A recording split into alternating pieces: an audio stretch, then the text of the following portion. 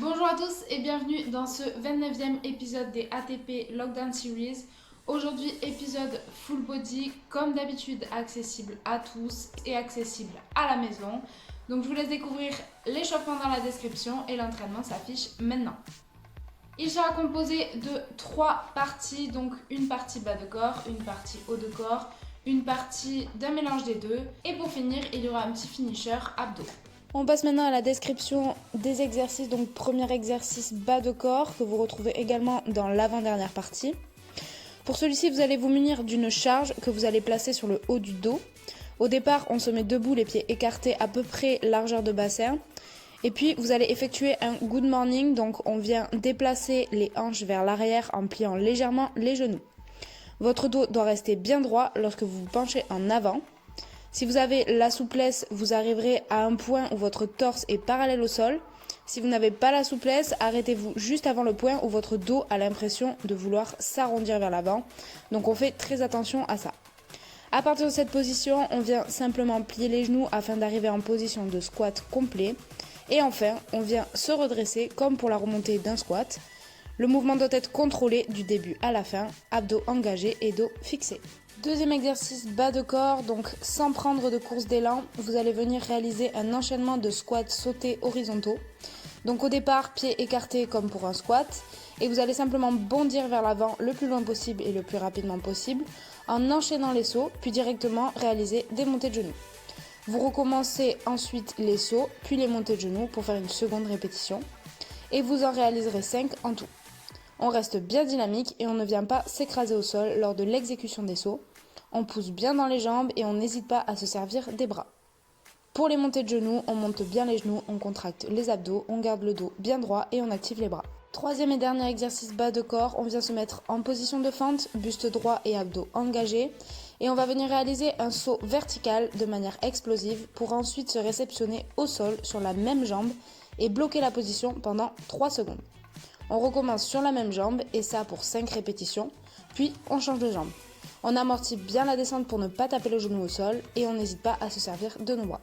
On passe à la description des exercices haut de corps. Donc premier exercice, la traction. Donc au départ, vous allez simplement attraper la barre avec une prise en pronation, c'est-à-dire les paumes orientées vers l'avant, avec un écartement moyen entre les mains, donc légèrement supérieur à la largeur d'épaule. Si vous n'avez pas de barre à la maison, vous pouvez simplement réaliser ce mouvement en vous accrochant à une porte. Donc à la barre, les bras sont tendus, le corps est gainé, de préférence en position de holo, donc abdos engagés et tout le corps est engagé. Vous garderez cette position tout le long du mouvement. Ensuite, on vient effectuer une traction des bras afin d'amener le menton au-dessus de la barre et on redescend en contrôlant le mouvement pour retourner dans la position initiale jusqu'à ce que les bras soient tendus. Et enfin, on repart pour une autre répétition. Essayez vraiment de garder cette position de holo tout le long du mouvement.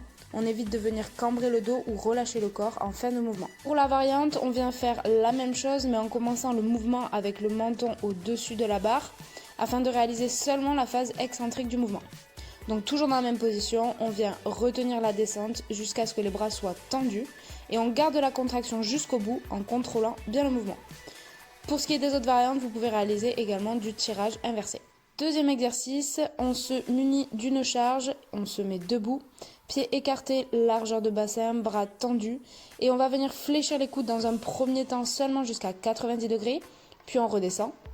On fait ça 5 fois, puis on réalisera la même chose mais cette fois-ci au niveau de la portion du haut du corps.